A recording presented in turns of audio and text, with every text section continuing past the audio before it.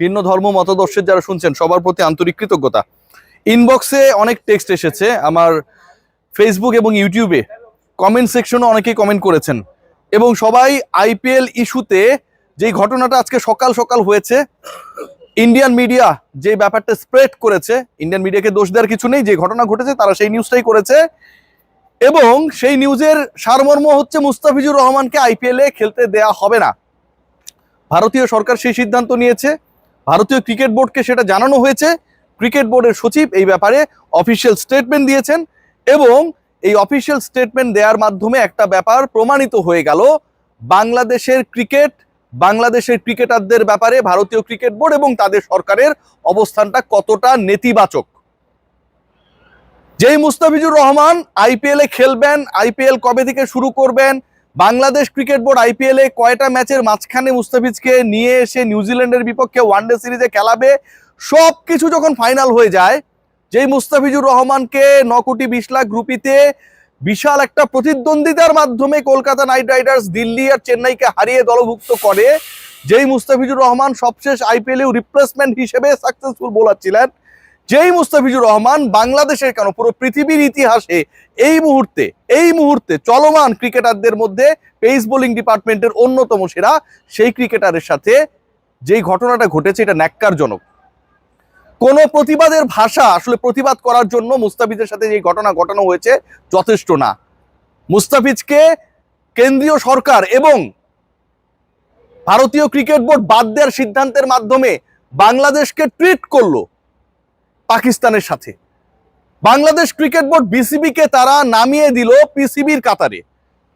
আমাদের একজন ক্রিকেটারকে নিয়ে যখন এত বড় সমস্যা হয়, তখন আমার প্রশ্ন যে আপকামিং ওয়ার্ল্ড কাপ ফেব্রুয়ারির 7 তারিখ থেকে যেটা কিক অফ হবে, বাংলাদেশের 4টা ম্যাচ রয়েছে, 3টা কলকাতায় এবং 1টা মুম্বাইতে। এই যে 4টা ম্যাচ, এই 4টা ম্যাচে বাংলাদেশের 15 সদস্যের ক্রিকেটাররা খেলার জন্য ভারতে যাবে, কোচিং স্টাফের সদস্যরা থাকবে, আরো অনেকেই খেলা দেখার জন্য কাভার করার জন্য যাবে। একজন মুস্তাফিজকে যদি ভারতীয় ক্রিকেট বোর্ড কেন্দ্রীয় সরকার নিরাপত্তা দিতে না পারে তার দেশে আইপিএল এ খেলানোর ক্ষেত্রে, তাহলে পুরো বাংলাদেশ দল যারা বিশ্বকাপ খেলতে যাবে 4টা ম্যাচ ওই ভারতের মাটিতে খেলবে, কলকাতায় খেলবে, মুম্বাইতে খেলবে, তাদের নিরাপত্তা কে দেবে? তাদের নিরাপত্তা কিভাবে নিশ্চিত হবে?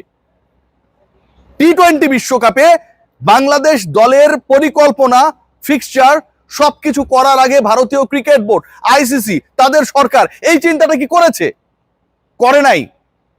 বাংলাদেশ ক্রিকেট বোর্ড আজকে কতটা মাথা নিচু হয়ে গেছে বিসিবির, যখন তাদের যেই ক্রিকেটারের এনওসি নিয়ে আলোচনা ছিল, আমরা সমালোচনা করেছি বিসিবির, এবং শেষ পর্যন্ত অলমোস্ট ফুল আইপিএল খেলার অনুমতি তাকে দেওয়া হয়। সেই বাংলাদেশ ক্রিকেট বোর্ড যখন এরকম একটা খবর পায় যে তাদের আইপিএল এ দল পাওয়া একমাত্র ক্রিকেটার কেউ খেলাতে চায় না, ভারতীয় cricket board BCCI, Bangladesh cricket board বিসিবির মানিজ্যতের জায়গাটা কোথায় থাকে? পাকিস্তানের ম্যাচেস গুলো হাইব্রিড মডেলে হবে, আপনারা সবাই জানেন। তারা কোনো ম্যাচ ইন্ডিয়ায় খেলবে না, যেহেতু ইন্ডিয়া পাকিস্তানে যেতে চায় না। মুস্তাফিজকে যেহেতু ভারতের মাটিতে খেলানোর ক্ষেত্রে তাদের সরকার এবং বিসিসিআই এর এত আপত্তি, বাংলাদেশ আপকামিং ওয়ার্ল্ড কাপে, টি-20 ওয়ার্ল্ড কাপে কোনো ম্যাচ ভারতে খেলবে না। পাকিস্তান যেমন শ্রীলঙ্কায় খেলবে, বাংলাদেশও তার ম্যাচেস গুলো শ্রীলঙ্কায় খেলবে। এটা হওয়া উচিত বাংলাদেশ ক্রিকেট বোর্ড বিসিবির অবস্থান, আদারওয়াইজ তারা ব্যাকবোনলেস আমি মনে করি। এই যে আইপিএল কে নিয়ে এত উন্মাদনা, বাংলাদেশের মার্কেট খেয়াল করে দেখবেন, they played a big role.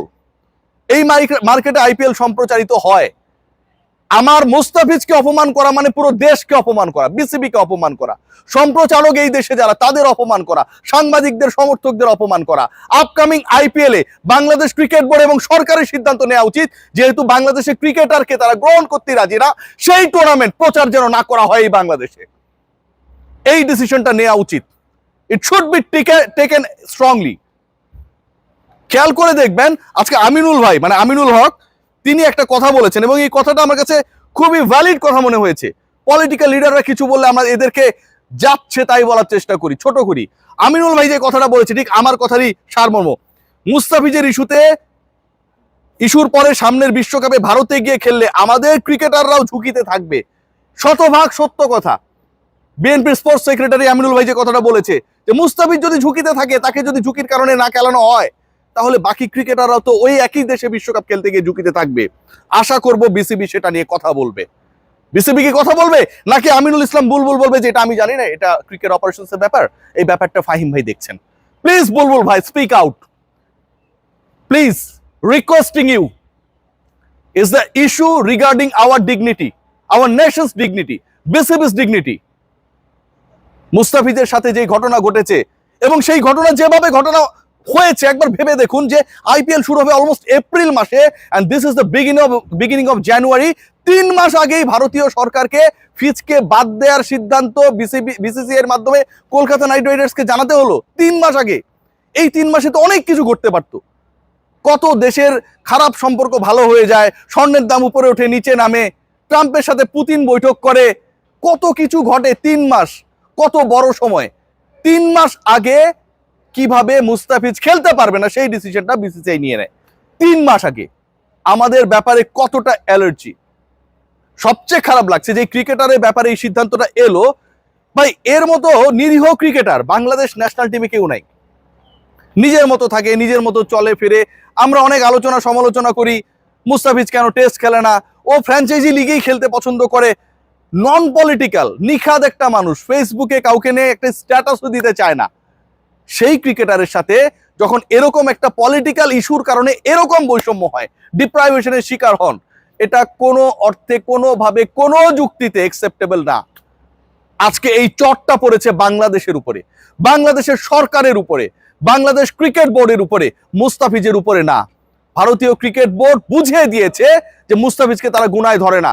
এর মানে বাংলাদেশের একমাত্র প্রতিনিধিকে তারা গুনায় ধরে না, মানে বাংলাদেশকে তারা গুনায় ধরে না। তাহলে ওই দেশে গিয়ে বাংলাদেশ কেন ক্রিকেট খেলবে?